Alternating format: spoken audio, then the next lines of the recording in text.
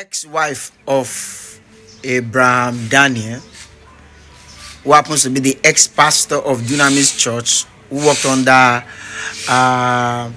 Dr Paul Enenche for several years, said he was treated partially in a positive way. Means grace found him. He was treated like human. He was treated very well. He was given special treatment, better than other pastors. So his treatment was different and special. Many things was given to him. The grace he found, other pastors never found such grace. In this interview, she said many things about how his ex-husband was treated and their family. Watch the video. Okay, in your observation, you were there with him all through. You are somebody that has saw him closely. I mean, during his time at Dunamis. Do you think, in your opinion, that the church treated him well during his time there? What was your observation of the church's relationship? Abraham was treated with, let me use the word partiality. They were partial to him positively. You know, sometimes we want to use that, we want to say grace worked for him. Yes, grace, favor. He was loved. Yes. He was too loved to the extent that I remember one time Abraham's car spoiled. We were in New Caro and he called daddy that his car engine got knocked. It was during the fasting and prayer in January. And daddy said, see me tomorrow after the break of fast. He came back with a new car. Not the engine of the other one changed. No, he came back with a new car. We were in New Caro, we were robbed. The very night we were robbed, the following day, daddy said, your family is not sleeping in that house this night. Find another, and we just renewed. In fact, Dunamis pays our rent. Okay. They pay your fueling allowance. Abraham was he was too loved. So they just renewed our rent at that time, 500,000 at that time, and daddy said find another house immediately. Within 4 days we got another house and they paid Again. without collecting back the other rent because we were robbed there.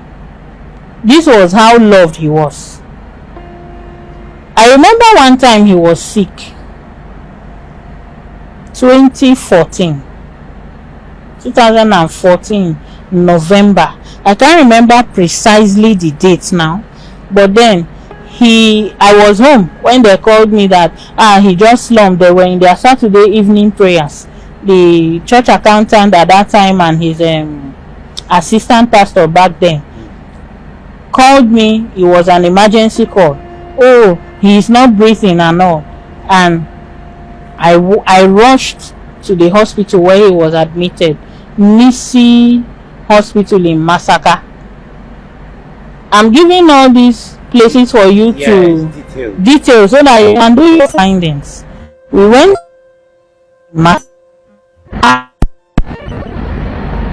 I was in Daddy Enenche, sir, see what happened to my husband till then. To come and pick Abraham from that hospital, they should move.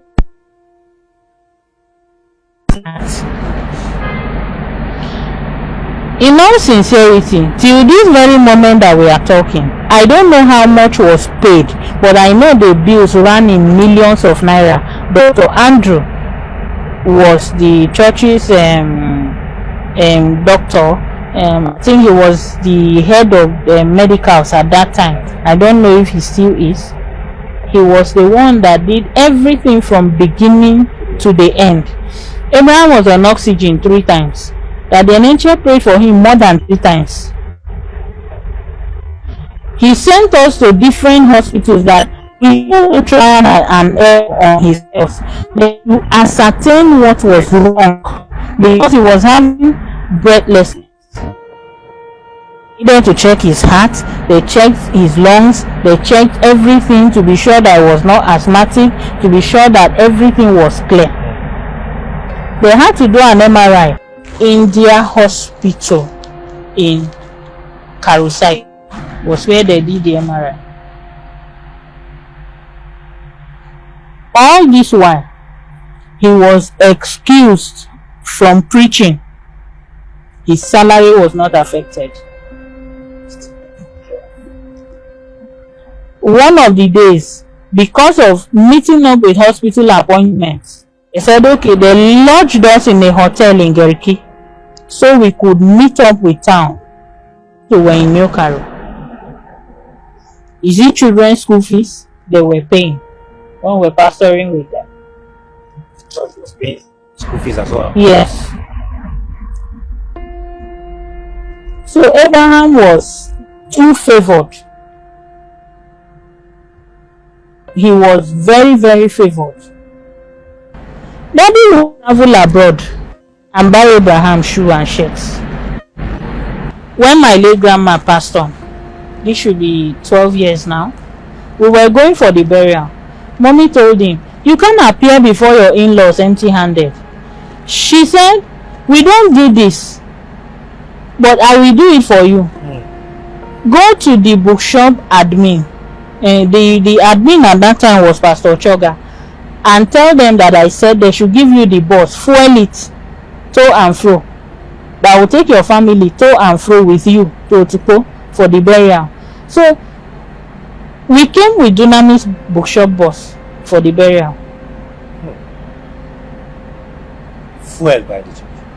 Not only fueled, mommy gave us 2 bags of rice plus other incentives. Okay, my son, we didn't plan for his birth. So the pregnancy, at that time Abraham were already having issues. So we didn't even share any close bond. So we had an issue trying to make up, and then I conceived for my son. That pregnancy was one of the hardest period of my life. I've had 4 children before him, but that particular one was one of the hardest. He is preterm, but he is alive. When we went to the hospital for the emergency CS, it was during May conference in 2017. After my son was delivered, because I had him through CS, he had an issue. In fact, like 4 health complications that was almost leading to, if his enemy died. My auntie can attest to what I am saying, because she was the one who took him from the hospital where he was born to Geriki General Hospital. The documents are there at Vinet for verification in Geriki.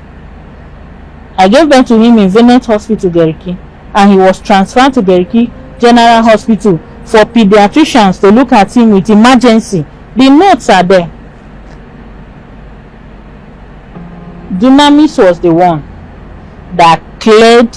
Mommy was in London with Daddy Enenche at that period, and Abraham called them that this is what is going on. They kept praying for my son. He did 10 days in incubator, 5 days on oxygen, 3 days was on CPAP oxygen. I wasn't there because I was under knife pain, but I followed up on everything. I had to go and see my son on the 1st day because I wasn't sure that he was alive, and I told them I needed to be sure that he is alive. And mommy sent 500,000 from London to Abraham for us to clear the hospital bill.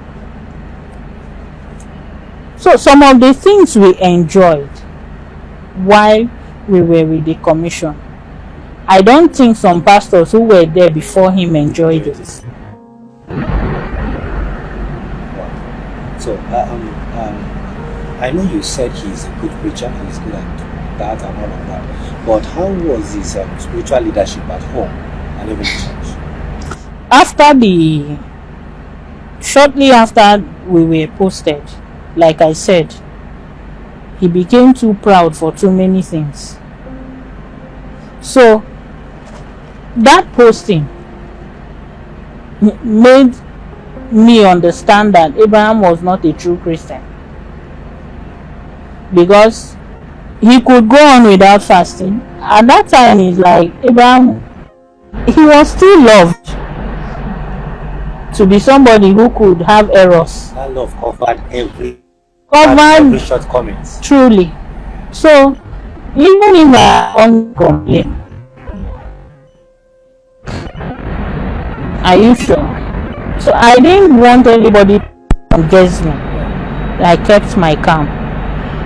But in the home front, I will say I saw a lot. I don't want to mention some now because my children will grow. That's right. They are growing. I don't want them to have a distorted growth, and I don't want them to have a second guess about their father. I don't want a situation where it will look like you are poisoning my children's minds against me. I want them to grow into it and see it. So too many things happened, but just to point out a few. When he resigned, he started a church. Okay. He started his own ministry. He started his own ministry in New Carroll. We started from my living room, and then it grew into one hall there. So I will tell him I won't go, because I didn't understand at some point where he started preaching. I didn't understand at some point why we couldn't have devotion as a family anymore. I didn't understand at some point why some of the things we grew into as couples began to dwindle. So it gave me concern. It gave me a lot of concern. And that church didn't last up to 2 months. It didn't last up to 2 months because a lot of errors. Too many errors. And I told him I am not in this with you. So when he finishes, I go online, do my service with my children, and so since the divorce, is he fulfilling his responsibilities as a father? No, he is not. He's presently not even engaged in their lives. The children can attest to it themselves. Sometimes last year, I ran into a bad business with some bad business associates, and that kind of gave me a setback to the extent that I was cutting with someone, and this person contacted Abraham. The person you were spotting with? Yes, with my children, contacted Abraham, and Abraham came. At that time, I already got a house. We spent 3 months with her. Okay. So I already got a house. Trying to move, Abraham came and took 4 of my children. All girls? 3 girls and 1 boy. Yes. My first, the third, the fourth, and my son. And they went to his house. I can share the evidences of my conversation with my children while they were there with you. Heartbreaking. I have never subjected my children to that kind of living. No, not in such an environment, not within such a neighborhood, not with such a lifestyle. Too many things were wrong. Plenty things were wrong. I was sending them feeding money because they will tell me, "Mommy, today we have not eaten and Daddy have gone out and he said he will send money," and he will end up sending them 2,000. 4 of them. Plus his wife. Okay, at the time he was married. He is married now. Okay, at the time he already married this. Don't forget the pastor that this woman is she's supporting, or in one way or the other already arrested her ex-husband. Her ex-husband is in detention at the moment as we speak to you. He had not been released, so now she's granting interview to discredit everything he has said and make Dunamis and his spiritual pastor or father look innocent. But her ex-husband still in detention, still in prison at the moment. What do I know? What am I saying? Okay. What you believe is what you believe. What you see is what you see. We know there are many things on this story, but what do we know? That is the latest. I say let me bring it on to you. Thank you for watching. Don't forget to comment what you think from your heart. What do you make of this video, the previous video? What do you make of it? So let's drop it in the comment section. Let's interact, and don't forget to subscribe. Don't forget to turn on the post notification. Share the video. Spread the gospel. God bless.